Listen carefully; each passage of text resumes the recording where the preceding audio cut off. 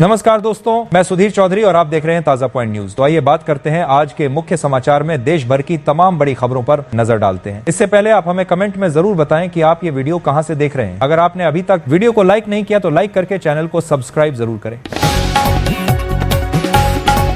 22 सितंबर से नई जीएसटी दरें लागू हो गई हैं और सरकार ने छोटे व्यवसायों और पेशेवरों को जीएसटी भरने से राहत दी है। 2 करोड़ रुपए तक के कारोबार वाले व्यवसायों को वित्त वर्ष 2024 से 25 के लिए सालाना जीएसटी रिटर्न फाइल करने से छूट मिलेगी। इस कदम से छोटे टैक्स पेयर्स को अतिरिक्त अनुपालन और खर्चों से राहत मिलेगी। राहुल गांधी ने मंगलवार को फिर से बीजेपी पर वोट चोरी के आरोप लगाए हैं। उन्होंने एक्स पर लिखा कि देश में युवाओं की सबसे बड़ी समस्या बेरोजगारी है और इसका सीधा रिश्ता वोट चोरी से है। उन्होंने बिहार के बेरोजगार युवाओं का वीडियो शेयर कर लिखा, जब कोई सरकार जनता का विश्वास जीतकर सत्ता में आती है तो उसका पहला कर्तव्य होता है युवाओं को रोजगार और अवसर देना। राहुल ने कहा कि देश का युवा मेहनत करता है, सपने देखता है और अपने भविष्य के लिए संघर्ष करता है, लेकिन मोदी जी सिर्फ अपने पीआर, सेलिब्रिटीज से अपना गुणगान करवाने और अरबपतियों के मुनाफे में बिजी हैं। युवाओं की उम्मीदों को तोड़ना और उन्हें हताश करना इस सरकार की पहचान बन चुकी है। अफगानिस्तान से एक 13 साल का लड़का प्लेन के लैंडिंग गियर में छुपकर भारत आ गया। यह घटना रविवार 21 सितंबर की है। लड़के ने अधिकारियों को बताया कि उसने जिज्ञासा की वजह से ऐसा किया। वह देखना चाहता था कि कैसा लगता है। पूछताछ के बाद उसे वापस अफगानिस्तान भेज दिया गया। आज नवरात्रि का तीसरा दिन है। यूपी में देवी मंदिरों को सजाया गया है। यहाँ स्थापित शक्तिपीठ हजारों वर्ष पुराना है। पूरा मंदिर परिसर पीपल के विराट वृक्ष से अपनी छांव माता को देता है। यहाँ विराजमान माता को हिमालय की पुत्री बोला जाता है। मान्यता है कि भगवान शंकर के अपमान से नाराज होकर सती ने हिमालय की पुत्री नाम से शैलपुत्री के रूप में जन्म लिया और काशी की होकर रह गयीं। वरुणा नदी के किनारे जय शैलपुत्री देवी मंदिर में दूर दूर से श्रद्धालु आते और लाल फूल चुनरी अर्पित करके मन्नत मांगते हैं। कल यानी मंगलवार 23 सितंबर को सोने चांदी के दाम एक बार फिर नए हाई पर पहुंच गए हैं। India Boolean and jewellers association के अनुसार 10 ग्राम 24 कैरेट सोना 1,343 रुपए बढ़कर 1,13,498 पर पहुंच गया है। कल सोना 1,12,155 के ऑल टाइम हाई पर था। वहीं चांदी भी 1,181 रुपए महंगी होकर 1,34,050 रुपए पहुंच गई। कल इसका भाव 1,32,869 रुपए प्रति किलोग्राम के ऑल टाइम हाई पर था। पश्चिम बंगाल और उसके आसपास के इलाकों में सोमवार देर रात से मंगलवार सुबह तक मूसलाधार बारिश से बाढ़ आ गई है। पानी में बिजली का करंट फैलने से अब तक 7 लोगों की मौत हो गई है। कोलकाता में पिछले 24 घंटों में लगभग 247.5 मिलीमीटर बारिश हुई। सड़कों पर 2 से 3 फीट तक पानी भर गया है। यातायात व्यवस्था सुबह से चरमरा गई है, जिसमें सड़कों पर खड़ी गाड़ियां आधी से ज्यादा डूबी दिखीं। कई घरों और रेसिडेंशियल कॉम्प्लेक्स में भी पानी घुस गया है। कोलकाता एयरपोर्ट पर पानी भरने और खराब मौसम के कारण 30 फ्लाइट्स रद्द कर दी गईं और 42 फ्लाइटें लेट हो गई हैं। अंडमान निकोबार के बैरन आइलैंड में बीते 8 दिनों के भीतर 2 बार हल्के ज्वालामुखी विस्फोट हुए हैं। यहाँ भारत का इकलौता सक्रिय ज्वालामुखी है। यह ज्वालामुखी 13 और 20 सितंबर को फटा। हालांकि दोनों बार विस्फोट हल्के दर्जे के थे और आसपास के इलाकों पर किसी तरह का खतरा नहीं है। बैरन आइलैंड पोर्ट ब्लेयर से करीब 138 किलोमीटर दूर है और यह दक्षिण एशिया का इकलौता सक्रिय ज्वालामुखी है। यह लगभग 3 वर्ग किलोमीटर का निर्जन द्वीप है, जिस पर ज्वालामुखी की राख और पत्थर फैले रहते हैं। यह द्वीप 354 मीटर ऊंचा है और अंडमान निकोबार की खास पहचान माना जाता है। मुजफ्फरनगर में प्रेमिका की शादी तय होने पर प्रेमी 40 फीट ऊंचे हाईटेंशन बिजली के टावर पर चढ़ गया। चिल्ला चिल्लाकर कहने लगा, प्रेमिका ने किसी और से शादी की तो कूद कर जान दे दूंगा। मेरा उसके साथ 2 साल से अफेयर चल रहा है। मैं उसे किसी और का नहीं होने दूंगा। प्रेमी के टावर पर चढ़ने की सूचना मिलते ही पुलिस और परिजन मौके पर पहुंचे। सभी उसे नीचे उतरने के लिए बोलते रहे। प्रेमिका को बुलाने की जिद पर अड़ा युवक उसके आने के बाद ही नीचे उतरा। 2 घंटे तक ये ड्रामा चलता रहा। घटना छपार थाना क्षेत्र के कासमपुर गांव की है। 23 महीने से जेल में बंद सपा नेता आजम खान रिहा हो गए हैं। जेल के अंदर से ही कार में बैठकर बाहर निकले और उन्होंने हाथ हिलाकर समर्थकों का अभिवादन किया। चंडीगढ़ में एनडीपीएस और हिंसक अपराधों में शामिल बड़े गैंगस्टर और अपराधी जो विदेश में छिपकर बैठे हैं, उन्हें भारत वापस लाने की तैयारी हो गई है। इनमें गैंगस्टर लॉरेंस का भाई अनमोल बिश्नोई, एक्ट्रेस दिशा पाटनी के घर फायरिंग का जिम्मेदार रोहित गोदारा, हरियाणा का रणदीप मलिक और पंजाबी सिंगर सिद्धू मूसेवाला की हत्या में शामिल गोल्डी बराड़ जैसे गैंगस्टरों का नाम शामिल है। गाजियाबाद में महिला पुलिस टीम ने एक बदमाश का एनकाउंटर कर दिया। चर्चा है कि महिला पुलिस टीम का गाजियाबाद में यह पहला एनकाउंटर है।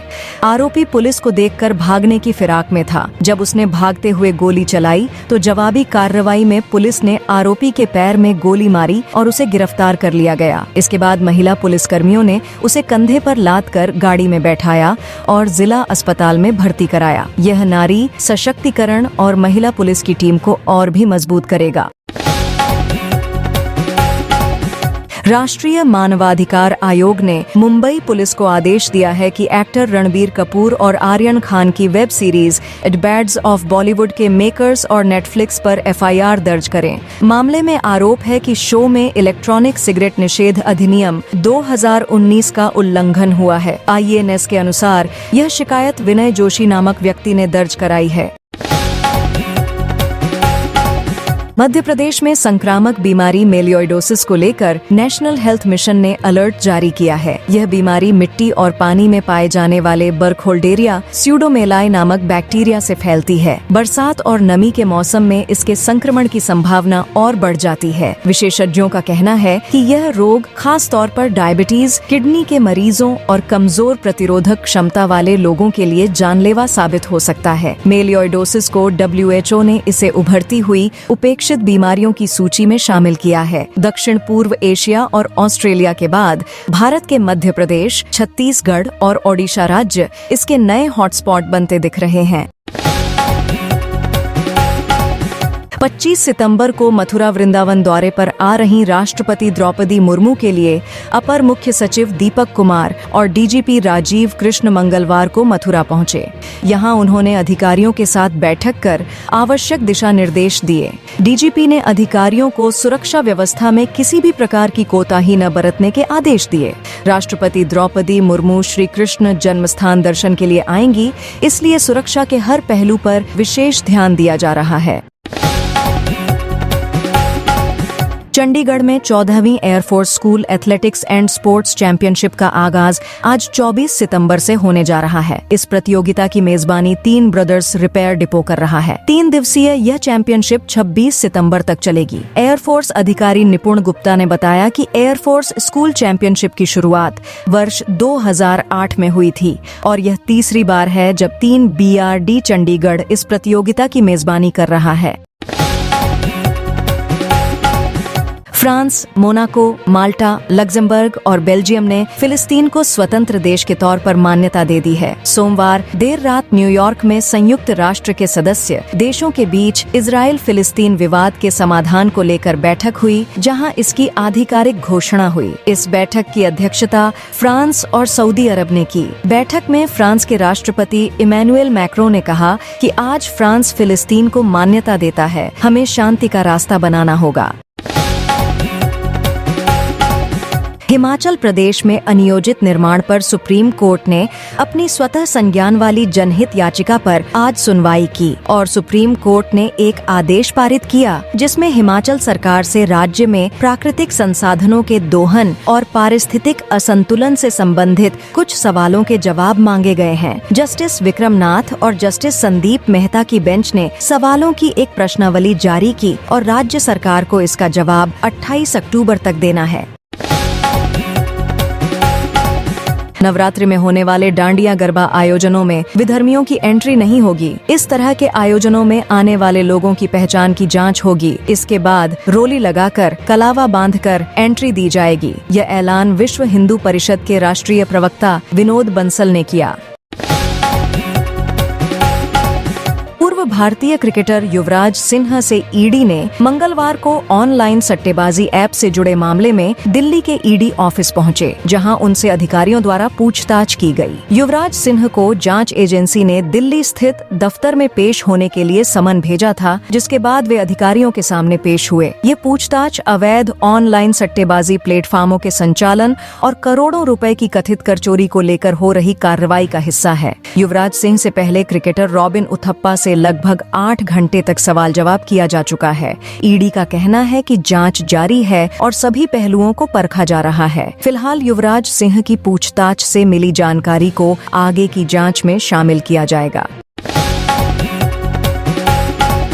रुपया 23 सितंबर को डॉलर के मुकाबले अब तक के सबसे निचले स्तर पर पहुंच गया है। सुबह के कारोबार में रुपया 88.49 तक लुढ़क गया, जो 2 हफ्ते पहले के ओनल टाइम लो 88.46 को पार कर गया। सुबह रुपया 10 पैसे की गिरावट के साथ 88.41 प्रति डॉलर पर खुला। सोमवार को डॉलर के मुकाबले रुपया 12 पैसे की गिरावट के साथ 80.31 पर बंद हुआ था। ये गिरावट तब हुई जब एशियाई बाजारों में डॉलर में थोड़ी सी कमी आई थी। एक्सपर्ट्स के मुताबिक रुपए में इस गिरावट की वजह एशियन करेंसी की कमजोरी और अमेरिकी डॉलर का मजबूत होना है। ऊपर से अमेरिकी टैरिफ और H-1B वीजा फीस बढ़ाकर $1 लाख किया जाना है। इस वजह से रुपए पर दोहरी मार पड़ी है।